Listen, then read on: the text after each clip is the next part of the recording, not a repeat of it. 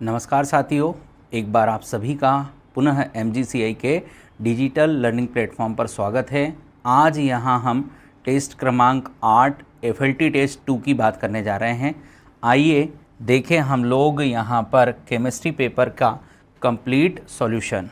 तो हमारे पास इस टेस्ट में जो पहला क्वेश्चन आया है वो इस प्रकार से है। ऑक्सीजन हमारे पास एक एटॉमिक गैस के रूप में दिया गया है जिसे 2 इलेक्ट्रॉन ग्रहण कर डेल्टा एच Eg इलेक्ट्रॉन ग्रहण एंथैल्पी हमारे पास पॉजिटिव 744 पॉइंट कितना है 7 किलो जूल पर मोल। मतलब यहाँ पर हमारे इस ऑक्सीजन एटॉमिक गैस के साथ कितना इलेक्ट्रॉन जोड़ा जा रहा है सर? 2 इलेक्ट्रॉन जोड़ा जा रहा है। और यहाँ पर ऑक्सीजन -2 के साथ जो हमारा अभिक्रिया एंथैल्पी है क्या उसका वैल्यू पॉजिटिव है, मतलब एक ऊष्मा शोषी प्रक्रम के रूप में ये चेंज आया है। ठीक है सर, ये चेंज हमारा ऊष्मा शोषी क्यों है उसका कारण जाने। तो यहाँ पर हमारे पास देखो किसी भी नॉन मेटल के लिए हमारे पास पहला इलेक्ट्रॉन ग्रहण सामान्यतः पहला इलेक्ट्रॉन ग्रहण जो है सामान्यतः ऊष्माक्षेपी होता है। मतलब यहाँ से डेल्टा एच क्या नेगेटिव बना होगा।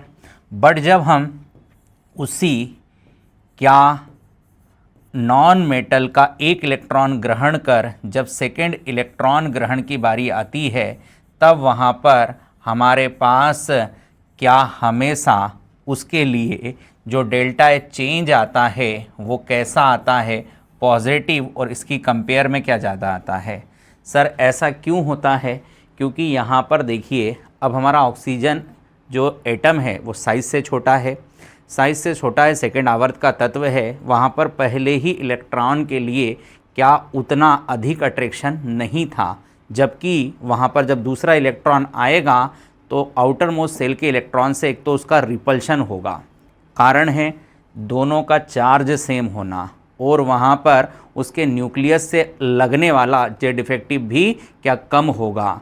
तो ये 2 कारण हैं कि आने वाले इलेक्ट्रॉन पर जो उस ऑक्सीजन माइनस के इलेक्ट्रॉन है उसका क्या आएगा, रिपल्शन। और ये रिपल्शन के अगेंस्ट हमको क्या उस इलेक्ट्रॉन को जोड़ना है तो हमें बाहर से क्या ऊष्मा डालना पड़ेगा। ठीक, इसीलिए हम कहते हैं कि किसी भी व्यक्ति का सेकेंड इलेक्ट्रॉन ग्रहण हमारा क्या एक ऊष्मा शोषी चेंज होता है। तो आइए देखें इसका सही ऑप्शन क्या है।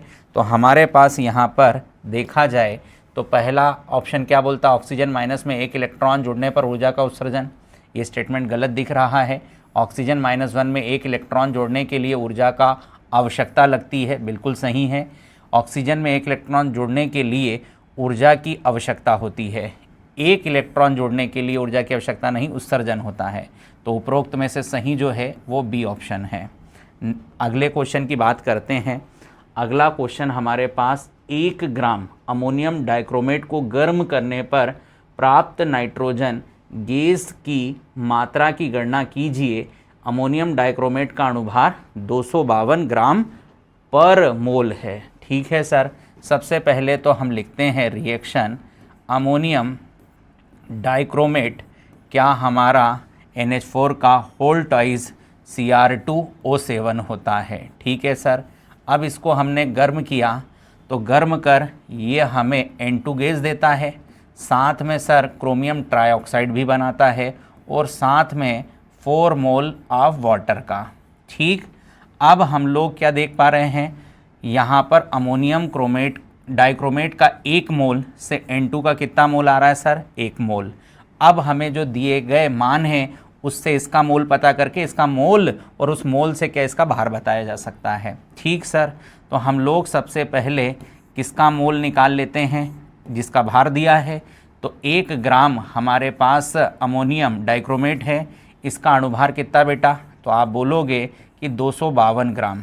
जब हम इसको सॉल्व करते हैं तो यहाँ पर हमारे पास 0.00396 क्या मोल आएगा। ठीक सर, अब इतना ही मोल क्या हमारा N2 का भी बना होगा, क्योंकि ये 1 से 1 मोल, तो हमारे N2 का मोल कितना हो गया, N2 का मोल हम लोग कहेंगे हमारे पास कितना हो गया सर, 0.00396।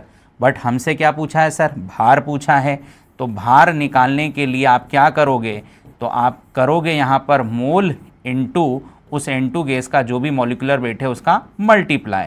तो यहाँ पर मोल कितना हो गया सर, 0.0396 इनटू में N2 गैस का मोलर मास होता है 28। अब आप कैलकुलेट करके अपने उस भार का मान क्या यहाँ पर लिखोगे। तो यहाँ पर जो हमारे पास भार का मान हमें मिलेगा इस प्रश्न के लिए वो यहाँ पर हो जाएगा, इसको मल्टीप्लाई करोगे तो 0.11 ग्राम, मतलब इसका मल्टीप्लाई कर आपको आंसर आने वाला है सी। ठीक, तो ये हमारा क्या इस तरीके से इस क्वेश्चन का सॉल्यूशन था। देखिए नेक्स्ट क्वेश्चन।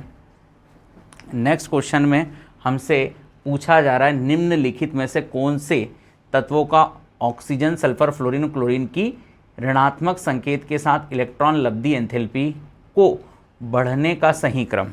ठीक बेटा, तो सबसे पहले तो आप ऑक्सीजन, सल्फर वर्ग के लोग लिख लो, ये वर्ग 16 के लोग हो गए।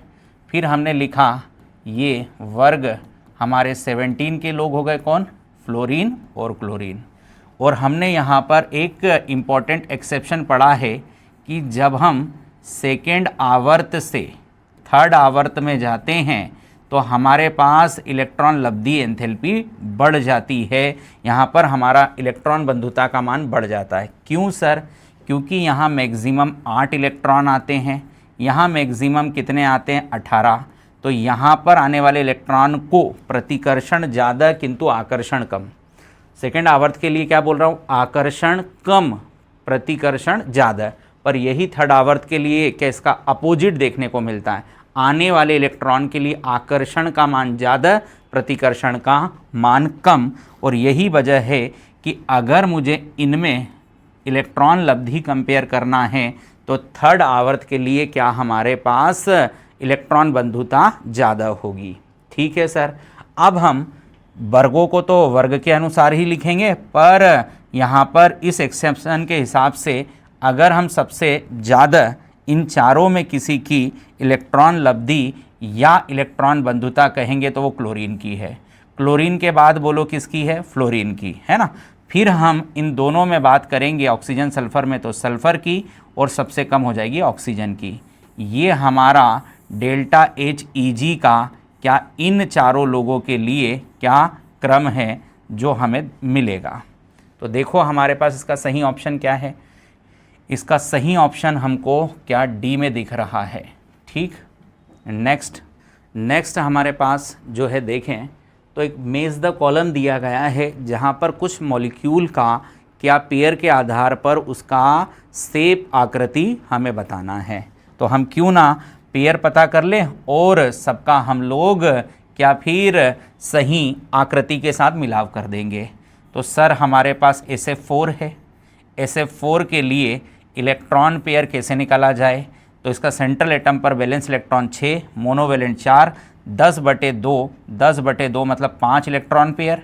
5 इलेक्ट्रॉन पेयर में बॉन्ड पेयर कितना है सर, सेंट्रल एटम से 4 लोग जुड़े हुए हैं, 4 हो गई बॉन्ड पेयर। तो सर लोन पेयर कैसे निकाला जाता है, electron pair minus bond pair मतलब लोन पेयर हो गई 1। अब आ जाइए सर अगले ऑप्शन BrF5 में, तो वही बात Br का संयोजी इलेक्ट्रॉन 7 और 5 मोनोवैलेंट, 7 और 5 12/2 6 इलेक्ट्रॉन पेयर। 6 इलेक्ट्रॉन पेयर में बॉन्ड पेयर निकाले तो 5 और अब लोन पेयर निकाला जाए तो क्या 1। ठीक है सर, अगला देखें, अगला है जीनॉन टेट्राफ्लोराइड 8 और 4 12, 12/2, 12/2 मतलब 6, 6 में बॉन्ड पेयर देखो तो 4 और लोन पेयर देखेंगे तो 2। नेक्स्ट देखो क्या है, वाटर का सेंट्रल एटम ऑक्सीजन का हो गया संयोजी इलेक्ट्रॉन 6 और 2 मोनोवैलेंट 8, 8/2 कितना हो गया बोलो 4, 4 में बॉन्ड पेयर हम देख पा रहे हैं 2, तो लोन पेयर हो जाएगा कितना 2।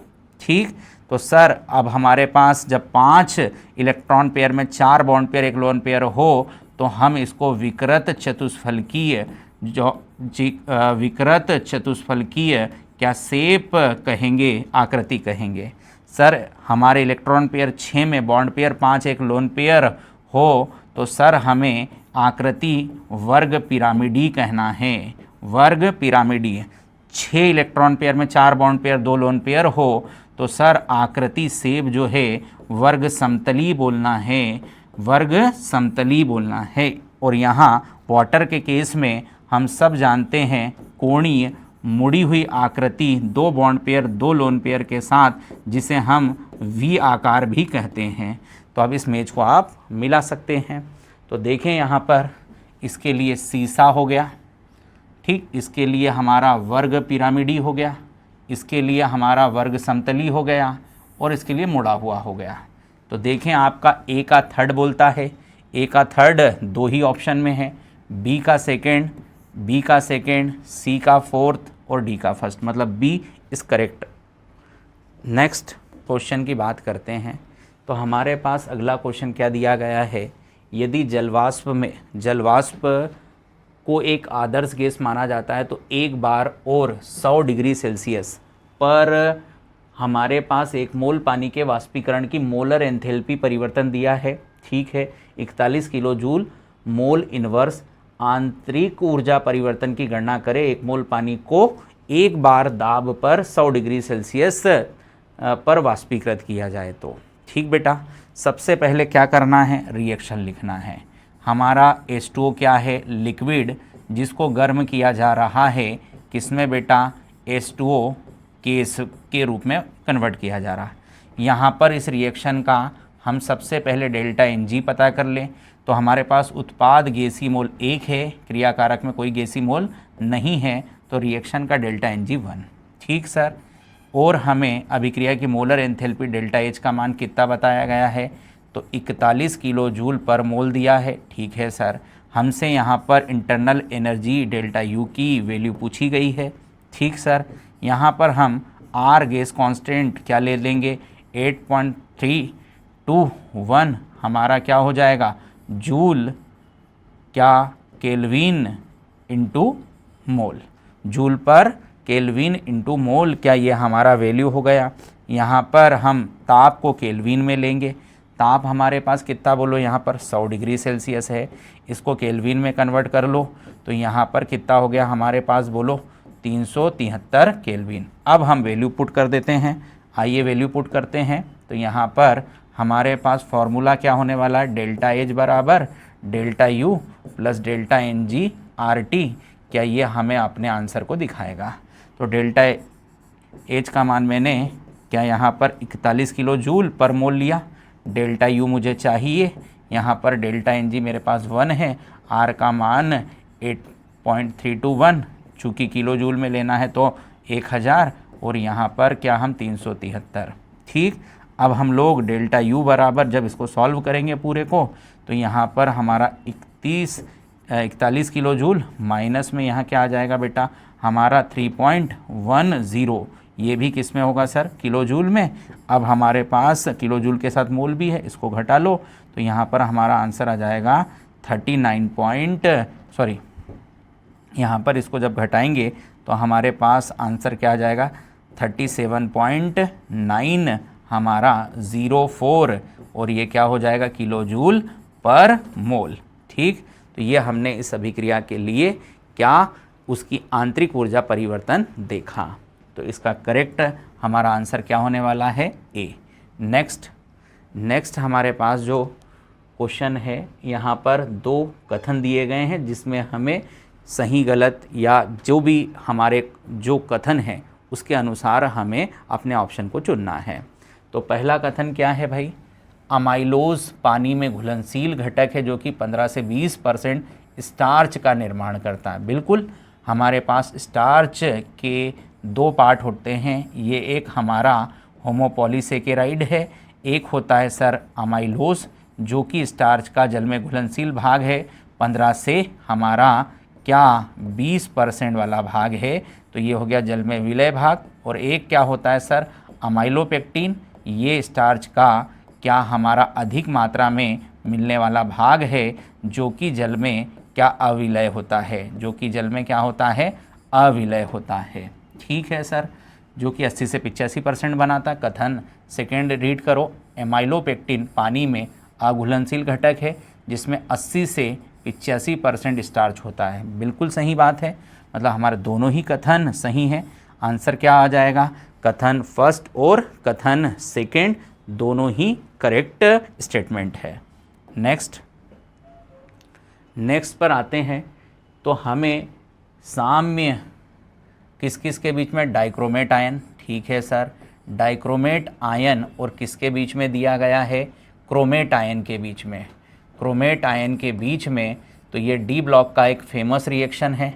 अगर हम लेफ्ट से कहाँ जा रहे हैं, राइट में, मतलब डाइक्रोमेट से हमें क्या चाहिए, क्रोमेट, तो ये केवल बेसिक मीडियम से चेंज होकर आएगा। मतलब यहाँ पर हम बेसिक मीडियम का क्या इस्तेमाल कर डाइक्रोमेट को कौन से आयन में कन्वर्ट करते हैं, तो क्रोमेट आयन में कन्वर्ट करेंगे। किसमें, क्रोमेट आयन में। अब यहाँ पर बात करें किसकी, हमें क्रोमेट आयन से कहाँ आना, डाइक्रोमेट, तो यहाँ पर हमें क्या एसिडिक मीडियम का यूज़ करना है। डाइक्रोमेट से क्रोमेट में बेसिक मीडियम, और क्रोमेट से हमारा किधर आना है, डाइक्रोमेट में, तो एसिडिक मीडियम, है ना। ये हमारा डी ब्लॉक का एक फेमस रिएक्शन है।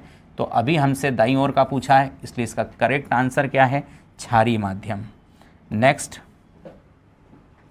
नेक्स्ट है संक्रमण धातु संकुल का निर्माण करते हैं, क्योंकि, तो क्यों करते हैं भाई संक्रमण धातु संकुल का, क्योंकि उनके पास रिक्त डी कक्षक होते हैं जिनमें वो लिगेंड से आने वाली लोन पेयर को क्या रख कर अपना कोऑर्डिनेट बॉन्ड बनाते हैं। तो सिंपल सा क्वेश्चन है, आंसर क्या आएगा, रिक्त डी कक्षक की उपस्थिति, है ना, ये हमारा आंसर है। बाकी स्टेटमेंट भी हम पढ़ सकते हैं। पूर्ण भरे डी कक्षक इसका कारण नहीं होगा, अणुचुंबकीय गुण भी इसका कारण नहीं है, बड़ा आकार भी इसका कारण नहीं है। नेक्स्ट हमारे पास जो क्वेश्चन है, देखें, निम्नलिखित में से कौन सा सल्फाइड पीला है। तो हम यहाँ पर सेकेंड ग्रुप के जो सल्फाइड होते हैं, क्या उनमें केवल एक CDS है, क्या है, CDS है, जिसे क्या पीले कलर में देखते हैं। तो कौन सा हमारा, बाकी हमारे सल्फाइड जनरली क्या वाइट होते हैं, तो यहाँ पर CDS जो है क्या वो हमारा पीला होता है।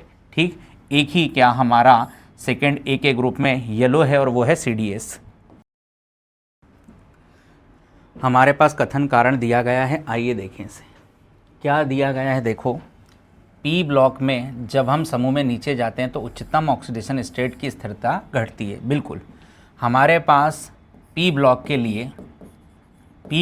लिए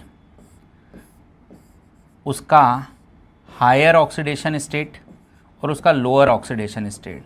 तो हायर जो है नीचे जाने पर क्या होता है, कम होता है स्टेबिलिटी के लिए, और लोअर ऑक्सीडेशन स्टेट के लिए जो स्टेबिलिटी होता है वो क्या बढ़ता है। और इसका कारण हमने कहीं ना कहीं इनर्ट पेयर इफ़ेक्ट पढ़ा है ना, इनर्ट पेयर इफ़ेक्ट पढ़ा है। ठीक, अब हमारे पास यहाँ पर डी ब्लॉक में जब हम समूह में नीचे जाते हैं तो उच्चतम ऑक्सीकरण अवस्था की स्थिरता बढ़ जाती है। तो ये भी हमारे लिए क्या एक करेक्ट स्टेटमेंट है। यहाँ जो संकुचनों के कारण हमारा जो है हायर जो उसका ऑक्सीडेशन स्टेट है, क्या वो यहाँ पर अधिक स्थिरता को बढ़ाता है। ये पी ब्लॉक से क्या थोड़ा सा विपरीत दिशा से काम करता है। तो हमारे पास इसका सही आंसर क्या होगा, देखें तो यहाँ पर हमारा कथन कारण दोनों सही हैं, बट यहाँ पर इसके लिए व्याख्या नहीं है क्योंकि ये अपनी अलग अलग स्टेटमेंट है। नेक्स्ट, अकार्बनिक लवण के जलीय विलयन को HCl में उपचारित करने के लिए एक सफ़ेद अवक्षेप प्राप्त होता है। इस सफ़ेद अवक्षेप प्राप्त होता है इस विलयन में शामिल है। तो हमारे पास जो ग्रुप फर्स्ट की क्या है, मेटल आयने, क्या वो HCl के साथ PPT बनाती है। ठीक है, तो हमारा मरकरी 2+ क्या ग्रुप 1 का है, ये ग्रुप 2 का हमारा मेटल आयन है जिसके साथ HCl और हाइड्रोजन सल्फाइड लेना पड़ेगा PPT बनाने के लिए। ये जिंक है, जिंक हमारा ग्रुप 5 का क्या आयन है, तो यहाँ पर सोडियम हाइड्रोक्साइड और सोडियम क्या कार्बोनेट का उपयोग होता है। यहाँ पर Cd+2 भी क्या हमारा ग्रुप सेकेंड का है जो कि तनु HCl के साथ क्या हाइड्रोजन सल्फाइड गैस के साथ अपना PPT बनाता है। तो कौन है जो केवल तनु HCl के साथ अपना PPT देगा, तो mercury 2+ ion, group first ion. Next हमारे पास जो नेक्स्ट क्वेश्चन है, यहाँ पर एसिटिलीन की अभिक्रिया क्या तनु H2SO4 मरकरी सल्फेट के साथ करने पर जो प्रोडक्ट बनेगा उसके सिग्मा पाई काउंट करके हमें आंसर को चुनना है। तो देखें, एसिटिलीन मतलब हमारा 2 कार्बन का एक अल्काइन है। अब इस पर हम लोग क्या जलयोग करा रहे हैं? जलयोग करा रहे हैं क्या लेकर बेटा? तनु H2SO4 और यहाँ पर क्या ले रहे हैं? Mercury sulphate. मरकरी सल्फेट का काम है यहाँ पर इलेक्ट्रॉन डेंसिटी को कम करना, ताकि आने वाले न्यूक्लियोफाइल का अटैक अच्छा हो पाए। ठीक, अगर दोनों न्यूक्लियोफाइल होगा तो रिएक्शन अच्छे से नहीं हो पाएगा। अब जलयोग कैसे कराएंगे? तो किसी भी दोनों असंतृप्त कार्बन में से किसी एक कार्बन पर क्या पाई को शिफ्ट कराना है, और जिधर जाएगा उधर नेगेटिव, जिधर से जाएगा उधर पॉजिटिव। अब हमारे जल के अंदर भी 2 तरह का आयन होता है, ये हम लोग बहुत अच्छे से जानते हैं। तो प्लस को माइनस से, माइनस को प्लस से जोड़ दो, तो यहाँ पर क्या हो जाएगा हमारे पास? देखें तो यहाँ हमने OH लगा दिया, डबल बॉन्ड यहाँ पर हमने H लगा दिया, तो ये CH2 हो गया। जैसे ही हम ये सब करते हैं तो यहाँ पर इनॉल फॉर्म होता है। क्या फॉर्म होता है? इनॉल फॉर्म होता है, या फिर हम इसे विनाइल अल्कोहल भी कह सकते हैं। और इनॉल का क्या हम सब जानते हैं, स्टेबल प्रोडक्ट क्या हम चलाव्यवता से बनाते हैं। यहाँ पर हमारे इनॉल बनते ही हम लोगों को क्या चलाव्यवता दिखने लगती है, और इसका स्टेबल प्रोडक्ट इनॉल का क्या होता है? कीटो। तो यहाँ पर हम 1,3 क्या यहाँ पर तंत्र से चलाव्यवता कर कीटो बनाते हैं। तो यहाँ पर हमारा 1,3 सिस्टम लगेगा। H हमारा कार्बन पर, कार्बन कार्बन का पाई ऑक्सीजन पर। तो हम देखेंगे यहाँ पर हमारा क्या एक एल्डिहाइड फॉर्म हो रहा है। क्या फॉर्म हो रहा है सर? एक एल्डिहाइड, और इसके अंदर हमको क्या सिग्मा पाई काउंट करके अपने आंसर को चुनना है। तो यहाँ पर एक सिग्मा, एक पाई, यहाँ पर एक सिग्मा, और ये 3 हाइड्रोजन के क्या हम 3 सिग्मा काउंट कर लेंगे। तो 1 2 3, 3 और 3 6, और एक हमारे पास 6 सिग्मा के साथ एक पाई, 6 सिग्मा के साथ एक पाई, मतलब इसका करेक्ट हमारा जो आंसर हमें नज़र आ रहा है वो बी है। नेक्स्ट हमारे पास एक क्वेश्चन आया है, potassium tetra hydroxo zincate second के तनु विलयन के लिए वॉन्टाप गुणांक निकालना है। ठीक है सर, हमने लिखा सबसे पहले पोटेशियम, हमने लिखा यहाँ पर central metal atom zinc, hydroxo बोला है मतलब हमने लिखा यहाँ पर क्या OH, और इसके लिए टेट्रा बोला मतलब 4। ये तो हो गया। अब हम सबसे पहले यहाँ चार्ज से क्या इस कॉम्प्लेक्स का किस आयन का कितना संख्या है वो देखें। तो यहाँ पर क्या इसको +2 स्टेट बोला गया है, यहाँ पर OH -1 होता है, -1 इंटू क्या हो गया हमारा 4, -4 और प्लस का 2, मतलब हम कह सकते हैं हमारे पास पोटेशियम पर +1 चार्ज होता है, ये तो फिक्स चार्ज है। पर इस कॉम्प्लेक्स आयन पर अगर हम चार्ज की बात करें तो क्या -2 का चार्ज बच रहा है, क्या बच रहा है? -2 का चार्ज बन रहा है। ठीक है सर, अब हम इस चार्ज को क्रिस क्रॉस कर क्या इसका फॉर्मूला बना सकते हैं, मतलब 2 आ जाएगा के पेयर में और 1 इधर आ जाएगा। तो हमारे पास फाइनली जो कॉम्प्लेक्स के लिए जो करेक्ट नंबर है सभी आयन के, क्या वो इस तरीके से है, यहाँ पर K2 है, यहाँ पर जिंक है, यहाँ पर हमारा OH का होल 4 हो गया। ये हमारा क्या कंप्लीट इस कॉम्प्लेक्स का क्या फार्मूला है। अब इसको आप आयन काउंट कर लो, तो यहाँ पर कौन कितना संख्या में है, तो यहाँ पर हमारे 2 पॉजिटिव आयन नंबर है और एक कॉम्प्लेक्स आयन है। तो टोटल इसका अगर हम I निकालें तो इसका I का वैल्यू कितना हो गया 3, I का वैल्यू कितना हो गया 3। इसमें 2 पोटेशियम प्लस आयन है और एक कॉम्प्लेक्स आयन है। क्लियर? तो इसका सही आंसर क्या हो जाएगा 3। आगे देखें, नेक्स्ट हमारे पास जो है हमें कुछ कॉम्प्लेक्सेस दिए गए हैं जिसमें हमें आंतरिक कक्षक संकुल और प्रतिचुंबकीय नेचर का क्या कॉम्प्लेक्स ढूंढना है। देखें फटाफट, ए ऑप्शन के साथ देखो तो Cr के लिए सबसे पहले ऑक्सीडेशन स्टेट पहचान लो, तो ये सर एक न्यूट्रल लिगेंड है, तो Cr का ऑक्सीडेशन स्टेट हो गया +3। अब Cr+3 के साथ देखें तो आर्गन हो गया और यहाँ पर बेटा 3d3 हो गया, है ना। अब यहाँ पर स्ट्रॉन्ग फील्ड लिगेंड हो, वीक फील्ड लिगेंड हो, हमें पेयरिंग की कोई आवश्यकता नहीं है, क्योंकि हमें जितना ऑर्बिटल 3d से चाहिए वो अवेलेबल है। यहाँ पर 4s वैकेंट पड़ा हुआ है और 4p भी वैकेंट है। मतलब यहाँ पर हमारा क्या 6 कोऑर्डिनेशन नंबर के लिए ये 6 ऑर्बिटल पार्टिसिपेट करेगा। तो इसका हमारा जो संकरण है वो D2sp3, मतलब ये एक इनर ऑर्बिटल कॉम्प्लेक्स है, इनर ऑर्बिटल कॉम्प्लेक्स है, बट यहाँ पर अनपेयर्ड इलेक्ट्रॉन है, मतलब अनुचुंबकीय है। क्या है? अनुचुंबकीय, और हमको चाहिए प्रतिचुंबकीय। बी ऑप्शन की बात करूँ तो बी ऑप्शन में कोबाल्ट है और हमारे पास फिर से अमोनिया एक स्ट्रॉन्ग फील्ड लिगेंड है, यहाँ पर 3+, यहाँ पर इसका 0, इसका अगर हम स्टेट पता करें तो +3। यहाँ पर कोबाल्ट +3 का अगर हम करेक्ट कॉन्फ़िगरेशन निकालें तो आर्गन 3d क्या बच रहा है यहाँ पर 6। अब यहाँ पर देखा जाए तो यहाँ 3d के 6 इलेक्ट्रॉनों को हमने कुछ इस तरीके से अरेंज किया। यहाँ पर इसका क्या हम अगर पेयरिंग की बात करें, यहाँ इससे और इसका इससे पेयरिंग हो जाएगा, ठीक है। अब पेयरिंग के बाद हमारे पास देखो यहाँ पर इस 3d के लिए क्या इस तरीके का अरेंजमेंट होगा। यहाँ पर 1 2 3 और ये तीनों की क्या हो गई पेयरिंग, मतलब हमको 3d से 2 ऑर्बिटल मिलेगा, एक हम 4s का लेंगे और 3 हम किसका लेंगे बेटा 4p का। तो हमारे पास यहाँ पर संकरण के लिए जो ऑर्बिटल पार्टिसिपेट करेंगे क्या वो इनर है, तो ये भी एक इनर ऑर्बिटल कॉम्प्लेक्स है, इनर ऑर्बिटल कॉम्प्लेक्स है। और मज़े की बात क्या है, यहाँ कोई अनपेयर्ड इलेक्ट्रॉन नहीं है, तो ये नेचर में कैसा है, प्रतिचुंबकीय है। नेचर में कैसा है, प्रतिचुंबकीय है। ये हमारी दोनों बातों को पूरा कर रहा है। अब हम सी की बात करते हैं। सी में हमारे पास क्या है बेटा, निकल है, निकल के साथ अमोनिया, और अमोनिया का कोऑर्डिनेशन नंबर 6 और यहाँ 2+। तो एक बात ध्यान रखना कि निकल +2 के साथ कोऑर्डिनेशन नंबर 6 के लिए अमोनिया को वीक फील्ड लिगेंड बताया है। यहाँ पर अब निकल का कितना होने वाला है, +2 होने वाला है। तो आर्गन यहाँ पर 3d के अंदर कितना 8, 4s के अंदर 0 है, 4p 0 है और 4d भी 0 है। तो यहाँ पर कोई हमारा पेयरिंग नहीं होगा। क्यों नहीं होगा सर पेयरिंग? क्योंकि ये एक वीक फील्ड लिगेंड है।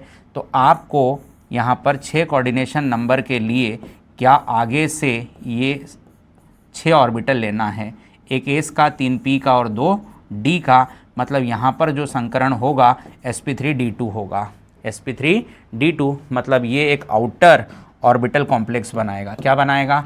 Outer orbital complex. अगर हम डी ऑप्शन की बात करते हैं तो जिंक के साथ एक बार स्ट्रॉन्ग फील्ड लिगेंड हमारा अमोनिया आया है, यहाँ पर +2 है। जिंक का यहाँ पर कोऑर्डिनेशन, यहाँ पर अगर ऑक्सीडेशन स्टेट देखें तो +2। तो जिंक +2 के साथ क्या बनाएगा बेटा, इधर देखो आर्गन, यहाँ पर 3d के अंदर 10 और 4s हमारा वैकेंट है, 4p हमारा वैकेंट है, 4d हमारा वैकेंट है। तो हमें 6 ऑर्बिटल कहाँ से मिलेंगे, एक 4s का, 3 बोलो 4p के और 2 बोलो 4d के, है ना। तो यहाँ पर हमारा एक बार फिर से जो इसका संकरण मिलेगा क्या वो आउटर मोस्ट ऑर्बिटल से मिलेगा, sp3d2। और यहाँ पर अब हम देखें तो क्या हो रहा है यहाँ पर भाई, हमारे पास जो इनर हो और प्रतिचुंबकी हो तो क्या वो हमारा बी के अंदर हो रहा है। किसके अंदर? बी के अंदर। नेक्स्ट हमारे पास एक अभिक्रिया दी गई है जिसको HI के साथ क्या किया जा रहा है, गर्म। तो ये हमारा एक ईथर का इम्पॉर्टेंट रिएक्शन है। हमने इसका क्या ट्रिक देखा था कि R या R डेस अगर 1 डिग्री या क्या होता है सर 2 डिग्री होता है तो हमें SN2 मैकेनिज्म से प्रोडक्ट फॉर्म करना है। अगर R या R डेस में कोई भी एक 3 डिग्री अल्काइल ग्रुप या अनुनाद स्थायी हो, क्या हो बेटा, अनुनाद स्थायी हो, तो हमें इसे SN1 क्या मैकेनिज्म से करना है। तो हम क्या देख पा रहे हैं, ये हमारा 3 डिग्री R है। कैसा R?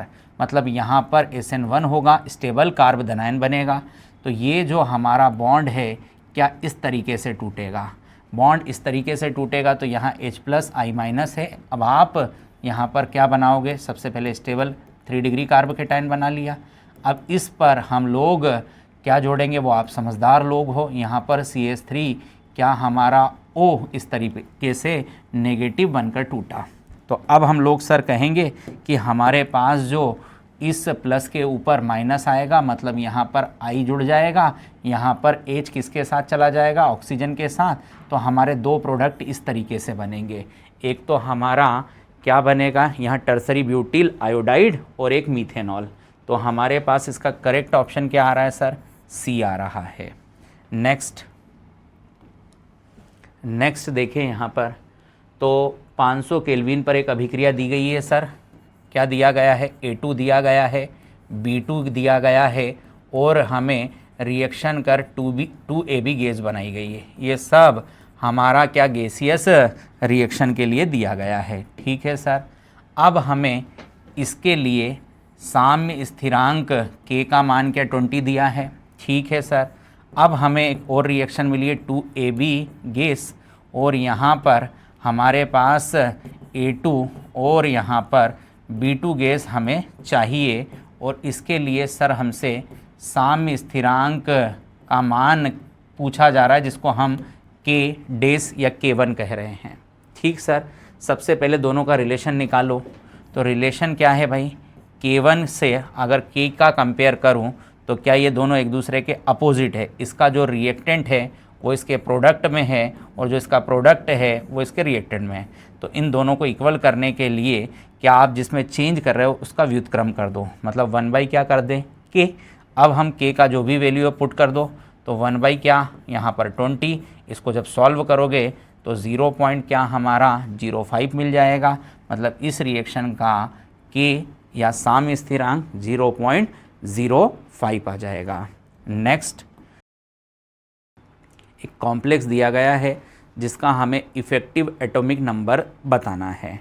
ठीक। अब इफ़ेक्टिव एटॉमिक नंबर कैसे निकालते हैं, पहले एक सिंपल फार्मूला है।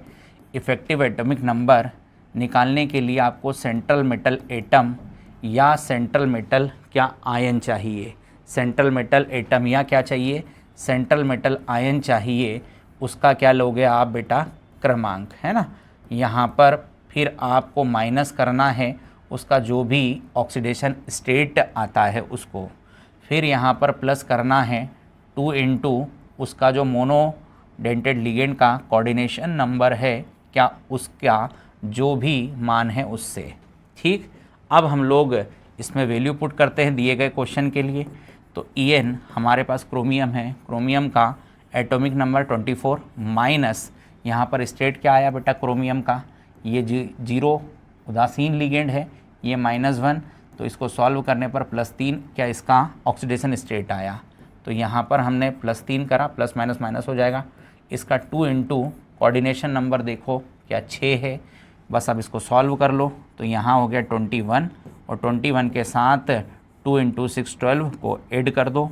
तो हमारे पास इसका En नंबर निकल कर जो आता है वो आता है 33 इसका क्या है En नंबर। ठीक।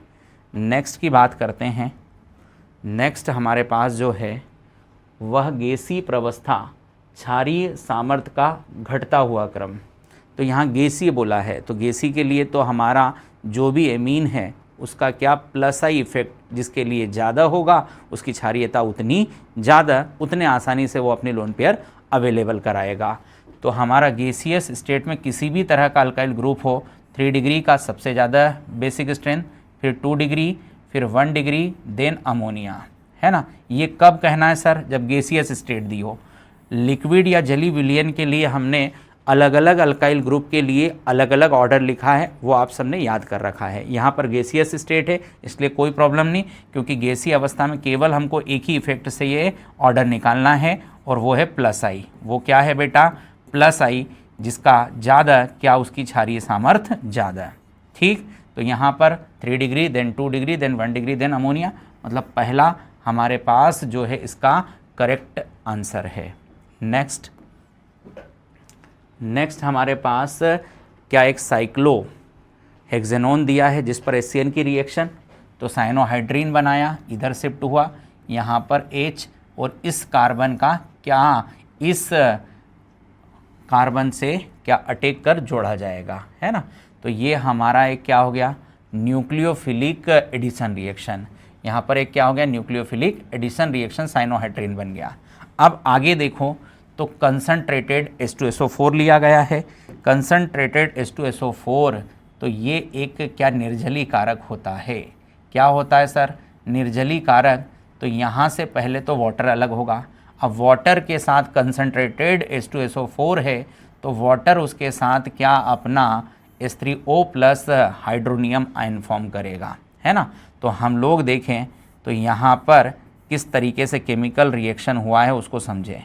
तो ये हमारे पास साइनोहाइड्रीन था, यहाँ पर हमने कंसनट्रेटेड H2SO4 लिया, तो ये हमारा अल्फ़ा कार्बन, और यहाँ से या तो इस पोजीशन से या इस पोजीशन से क्या हम बीटा हाइड्रोजन लेंगे। ठीक, यहाँ पर क्या हमारा एलिमिनेशन इवन टाइप का हुआ, वाटर निकला, यहाँ से क्या निकला, वाटर, और वाटर निकलते बराबर यहाँ पर हमारे पास क्या एक एल्कीन फॉर्म हो गया। क्या फॉर्म हो गया सर, एक एल्कीन फॉर्म हो गया। देखें यहाँ पर ये हमारा यहाँ से जब निर्जलीकरण हुआ तो यहाँ हमारा ये CN रह गया, और इस पोजीशन पर अल्फ़ा बीटा पर क्या हमारा एक असंतृप्त कार्बन उत्पन्न हुआ, है ना। अब यहाँ पर आगे हम देखें तो क्या हमारा मीडियम अम्लीय है और साथ में जल भी है, तो साइनाइड का अम्लीय जल अपघटन होगा, और साइनाइड का जब अम्लीय जल अपघटन होगा तो हम जानते हैं कि साइनाइड अपने अम्लीय जल अपघटन पर क्या इस ग्रुप को कार्बोक्सिलिक एसिड में कन्वर्ट कर लेगा। साइनाइड का अम्लीय जल अपघटन कर क्या बन जाएगा, कार्बोक्सिलिक एसिड। तो अब आप देखें आपका इन सब में सही प्रोडक्ट कौन सा है, तो क्या हमारा ये B इसका सही प्रोडक्ट है। नेक्स्ट हमारे पास है, इस अभिक्रिया के लिए हमें जो इलेक्ट्रॉन स्नेही का काम कौन करता है क्या वो पहचानना है। ठीक, तो इस अभिक्रिया के लिए जो कि बहुत फेमस रिएक्शन है जिसे हम रीमर टीमन अभिक्रिया के नाम से पढ़ते हैं, इस रिएक्शन का इंटरमीडिएट एक डाइक्लोरोकार्बीन होता है। कौन होता है, डाइक्लोरोकार्बीन। तो इसका करेक्ट आंसर क्या हो जाएगा, D। नेक्स्ट एक नॉन टर्मिनल अल्काइन है जिसका ओजोनाइड कर हाइड्रोलिसिस करना है। ठीक है सर, यहाँ पर सबसे पहले हम लोग ये जो हमारा ट्रिपल बॉन्डेड कार्बन है क्या इसका ओजोनाइड फॉर्म करेंगे।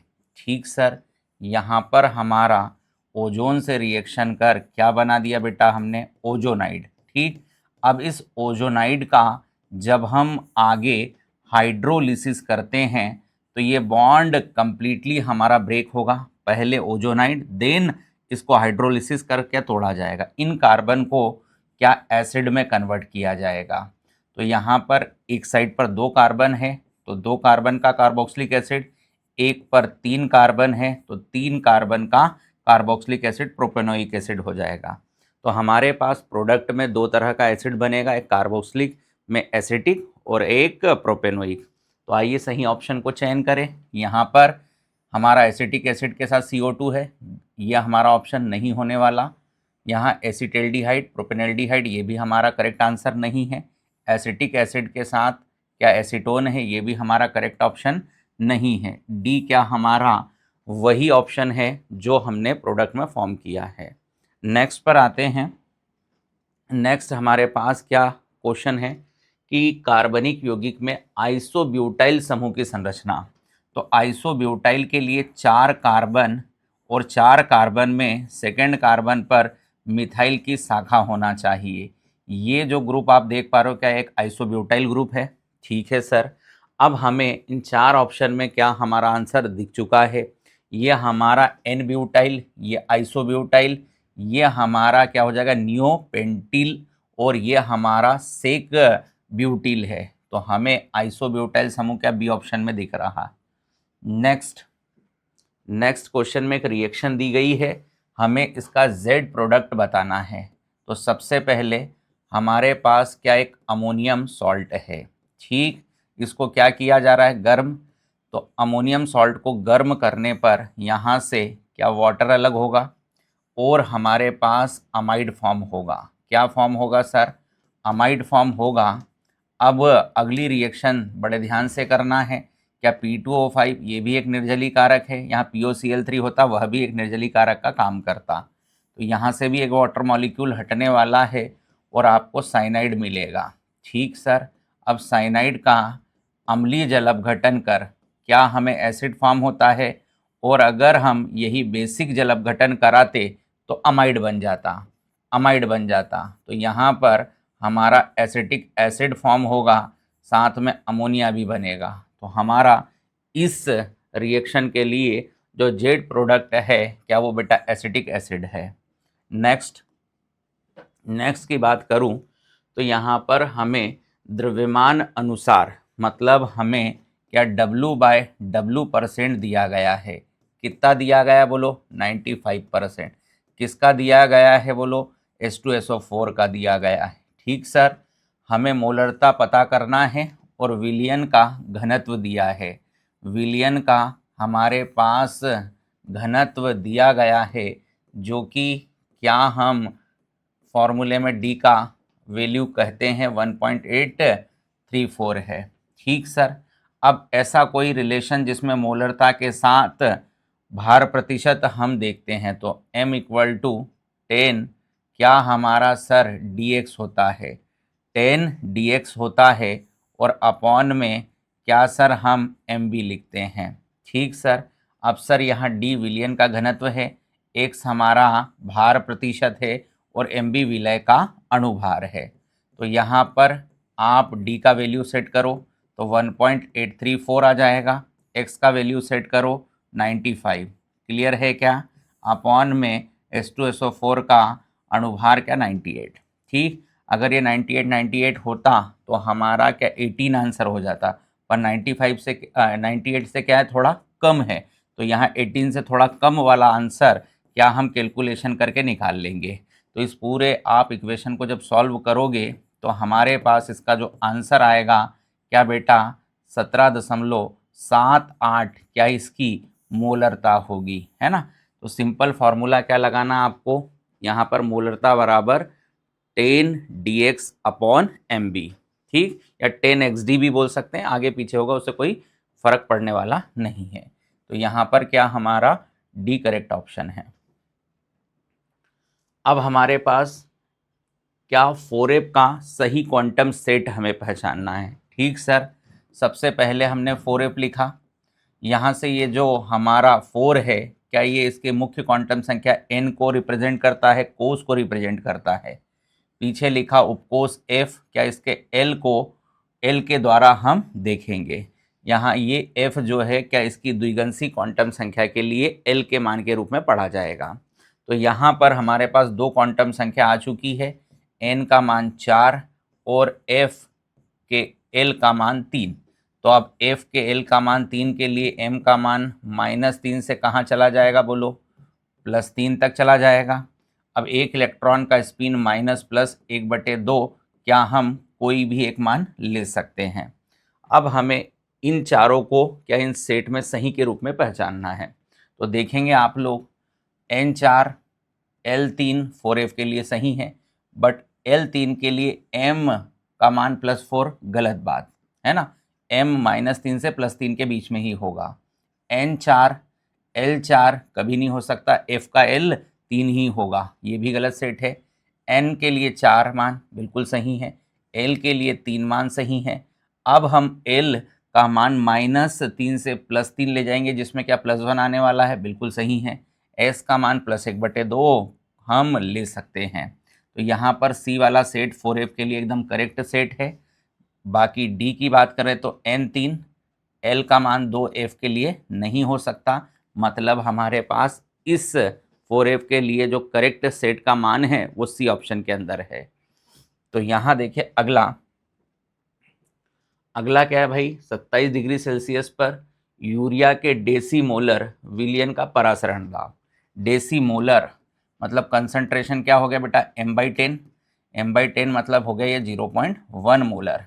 ठीक सर, अब हमारे पास देखो इसका टेम्परेचर कितना दिया बोलो 27 डिग्री सेल्सियस, केल्विन में कन्वर्ट कर लो तो ये हो गया आपका 27 प्लस 273, मतलब सर ये हो गया हमारे पास कितना 300।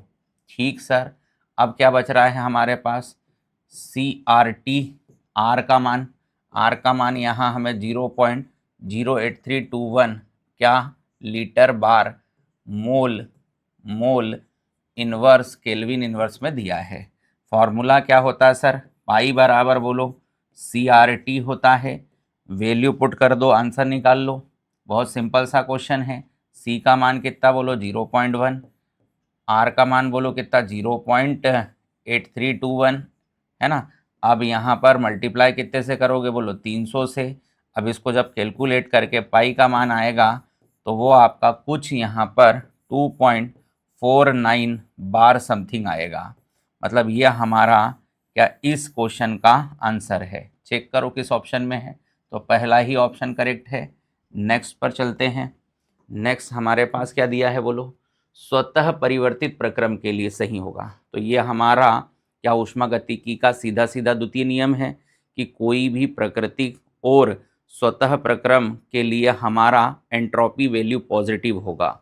एंट्रोपी वैल्यू क्या होगा, पॉजिटिव होगा। मतलब डेल्टा एस जो हमारे पास टोटल है, जो कि हमारा delta S system plus delta S क्या सराउंड से आएगा, जिसका अगर हम वैल्यू देखें तो ग्रेटर देन कितना आएगा 0। क्या ये हमारा लगातार एंट्रोपी ब्रह्मांड का बढ़ रहा है, इस बात के लिए बताया गया है। तो इसका करेक्ट जो हमारा ऑप्शन है वह क्या है बेटा, बी। ठीक, अगला हमारे पास दी गई अभिक्रिया के लिए साम्य स्थिरांक को लॉग के साथ ज्ञात करना है। ठीक सर, सबसे पहले तो हम लोग यहाँ पर फॉर्मूला देखें कि कौन सा फॉर्मूला लगाकर हम अपने इस आंसर को ज्ञात करेंगे। तो यहाँ हमने एक फॉर्मूला लिखा था ई नॉट सेल, यहाँ पर ई नॉट सेल लिखा था माइनस बोलो 0.06। इसको सॉल्व करने के बाद ये हम डायरेक्ट फॉर्मूला कौन सा लगा रहे हैं सर, 25 डिग्री सेल्सियस पर ई नॉट सेल और के इक्विलिब्रियम के बीच का, है ना। यहाँ पर लिखा था हमने n, यहाँ पर लिखा था लॉग, बेस में लिखा था 10 और यहाँ लिखा था के इक्विलिब्रियम। ठीक, ये हमारा क्या ई नॉट सेल और के इक्विलिब्रियम का 25 डिग्री सेल्सियस पर रिलेशन फार्मूला है। अब सर ये n कहाँ से आएगा, n आएगा आपकी इस दी गई संतुलित अभिक्रिया से। तो यहाँ कॉपर का स्टेट बोलो 0, यहाँ पर कितना +2, कितने का चेंज आ रहा है बोलो सर, 2 का चेंज आ रहा है। कितने लोगों के लिए, 1 के लिए, मतलब यहाँ नेट चेंज 2 का। आप चाहो तो सिल्वर से भी निकालोगे तो यही आएगा। तो यहाँ पर ई नॉट सेल का वैल्यू सर कितना दिया है, तो बोलो 0.46 दिया है सर। ठीक है सर, यहाँ पर 0.06 और यहाँ n का मान कितना है मेरे पास 2। क्या मैं log के EQ की वैल्यू बना लेता हूँ, तो आप log के EQ बराबर 0.46 इंटू 2 अपॉन 0.06, इसको यहाँ से काट दो कितनी बार में 0.03। इसको जब आप डिवाइड करोगे तो आपका यहाँ पर आंसर आने वाला है 15.6। 45 3 से कितनी बार में कटेगा, 15 बार में, और इसके साथ 0.1 भी है तो 15.6। ये तो आ गया आपका इस क्वेश्चन का आंसर। पर कई बार क्या वो आपसे के इक्विलिब्रियम पूछ लेगा, तो के इक्विलिब्रियम के लिए सर हम क्या करें, तो इसका जो भी बेस है, बेस को इधर ले जाकर दिए गए इस निकाले गए मान को पावर बना के लिख दो।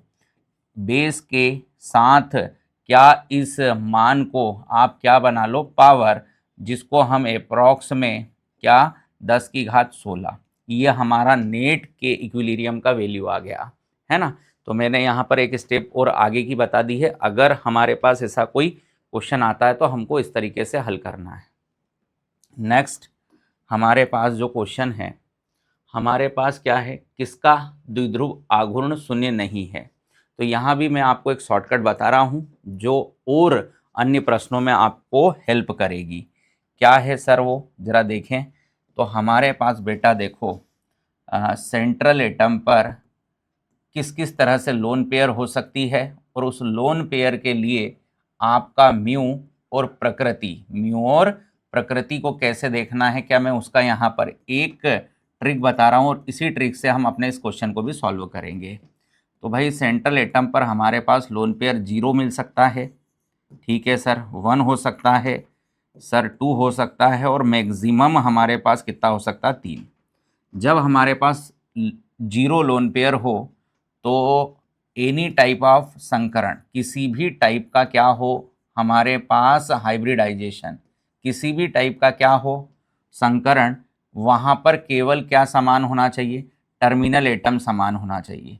संकरण किसी भी तरह का हो, टर्मिनल एटम क्या हो, समान, तो वहाँ आपका म्यू 0 होता है और प्रकृति हम उस मॉलिक्यूल की म्यू 0 के लिए क्या सर, अध्रुवी लिखेंगे, पहली चीज़।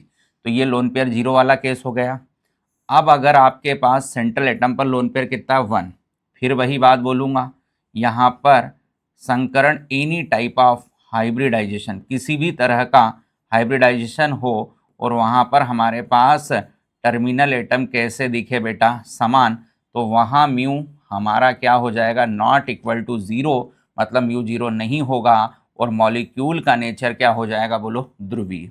अब यहाँ पर सर ये ध्यान देने वाली बात है, अगर हमारे पास 2 लोन पेयर है तो हमें संकरण चेक करना है कि वहाँ sp3 या sp3d हो, तब एक अलग कंडीशन आएगी, और sp3 सर d2 या sp3 क्या हो, d3, अगर ये वाले दोनों संकरण हैं तो वहाँ पर हमारे पास म्यू कितना आएगा, नॉट इक्वल टू 0, और एक बार फिर प्रकृति हम क्या कहेंगे सर, ध्रुवी कहेंगे, ठीक।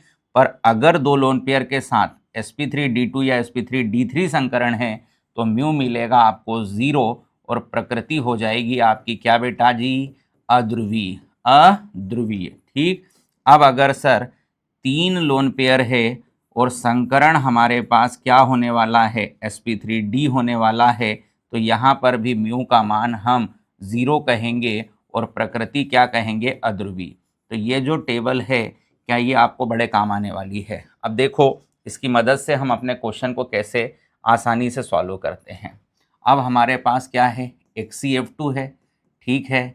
अब हम यहाँ पर सबसे पहले बात करें तो इसके पास इलेक्ट्रॉन पेयर कितने हैं, तो यहाँ पर देखें 8 2 10, 10/2 5, इसमें बॉन्ड पेयर कितने हैं, बोलो 2, लोन पेयर कितना है, तो हम कह रहे हैं 3, ठीक। अगर हम इसके संकरण की बात करें तो इसका स्टेरिक नंबर 5 जो इलेक्ट्रॉन पेयर है sp3d है, sp3d के साथ बोलो लोन पेयर कितना है, तो आप कहोगे 3, हमने लिखा है। म्यू कितना होगा, 0, प्रकृति आप म्यू के हिसाब से डिसाइड कर सकते हो, है ना। तो यहाँ पर शून्य द्विध्रुव आघूर्ण होगा। आगे देखें CO2, CO2 में इलेक्ट्रॉन पेयर निकालो, तो कार्बन का संयोजी इलेक्ट्रॉन 4, कोई मोनोवेलेंट एटम नहीं, 4 क्या हो जाएगा 2, तो 2, बॉन्ड पेयर कितने हैं, बोलो 2, और लोन पेयर कितना है, बोलो 0। अब लोन पेयर 0 है और इसका संकरण कौन सा है, sp, तो किसी भी टाइप का लोन पेयर 0 के साथ टर्मिनल एटम क्या हो, समान, तो यहाँ भी म्यू क्या हो जाएगा, बोलो 0, और प्रकृति क्या हो जाएगी, बोलो अध्रुवीय। अगला देखो HCF4, HCF4 में हम लोग क्या यहाँ 8 और 4 12/2, तो इलेक्ट्रॉन पेयर हो गए 6, बॉन्ड पेयर हो गया 4 और लोन पेयर हो गया बोलो 2, ठीक बेटा। संकरण क्या आ जाएगा सर, sp3d2, sp3d2 है और कितना लोन पेयर है 2, तो आप फिर से क्या हमने जो सीखा उसके आधार पर म्यू 0 बोलो, मतलब तीनों का म्यू क्या है 0, मतलब द्विध्रुव आघूर्ण 0। अब लास्ट हमारा ऑप्शन बचता है क्या, SO2, यहाँ पर इलेक्ट्रॉन पेयर 6/2, 3, बॉन्ड पेयर कितना है, बोलो 2, और लोन पेयर कितना है, बोलो 1, है ना। यहाँ संकरण क्या आएगा, sp2, यहाँ हमने क्या बोला, अगर लोन पेयर क्या हो 1, तो किसी भी तरह का संकरण हो, किसी भी तरह का क्या हो संकरण, म्यू क्या हमारा नॉट इक्वल टू 0 बनेगा, मतलब हमारा करेक्ट आंसर क्या हो रहा है, डी, जिसका द्विध्रुव आघूर्ण 0 नहीं है, ठीक बेटा। नेक्स्ट हमारे पास एक मैच द कॉलम है जहाँ पर कुछ अभिक्रिया दी गई है, इनका सही मैच करना है। गेटर मान, क्या हम इसमें एरिल हैलाइड बनाते हैं, एरिल हैलाइड बनाते हैं तो इसका करेक्ट क्या हो गया, 3rd। कार्बिलेमिन अभिक्रिया एक फेमस रिएक्शन है, कार्बिल एमीन अभिक्रिया से हम आइसोसाइनाइड, जिसकी स्मेल सड़े अंडे की तरह आती है, तो एल्किल आइसोसाइनाइड हो गया। हाफमैन ब्रोमामाइड, ये भी अपने आप में एक महत्वपूर्ण रिएक्शन है जिसमें अमाइड को एमीन में कन्वर्ट किया जाता है कम कार्बन करते हुए, तो ये प्राथमिक एमीन का बनाने का एक मेथड हो गया। युग्मन अभिक्रिया BDAC से क्या हम एजो यौगिक बनाते हैं, रंजक बनाते हैं। तो अब इस मेज को सही चेक करो, तो ए का क्या आ रहा है बोलो, थर्ड। ए का थर्ड 3 ऑप्शन में है, बी का फर्स्ट 2 ऑप्शन में ही है, सी का फोर्थ, सी का क्या फोर्थ, और हमारा डी का सेकंड, मतलब इसका फर्स्ट करेक्ट ऑप्शन है ना। चलिए नेक्स्ट की बात करते हैं। हमारे पास अगला है पेपर क्रोमेटोग्राफी, एक उदाहरण है। तो भाई क्रोमेटोग्राफी ये एक आधुनिक टेक्निक है हमारे जो कंपाउंड को शुद्धिकरण की, या किस तरह के कंपाउंड को, तो जो लिक्विड फेस में होता है जिसमें गैसियस मिक्सचर की क्या होती है, इम्प्योरिटीज़, क्या हम उसको भी यहाँ से अलग कर सकते हैं, पहचानने के, गणना करने के काम में आता है। हमारे पास यहाँ पर ये 2 तरह से प्राप्त होता है, एक अधिशोषण क्रोमेटोग्राफी जिसके 2 टाइप है, कॉलम और थिन लेयर, और दूसरा होता है वितरण क्रोमेटोग्राफी जिसका फेमस एग्जाम्पल है कागज या पेपर क्रोमेटोग्राफी। तो हमारे पास यहाँ पेपर क्रोमेटोग्राफी किसका एग्जाम्पल हो गया बेटा, ये हो गया विभाजन वितरण क्रोमेटोग्राफी का।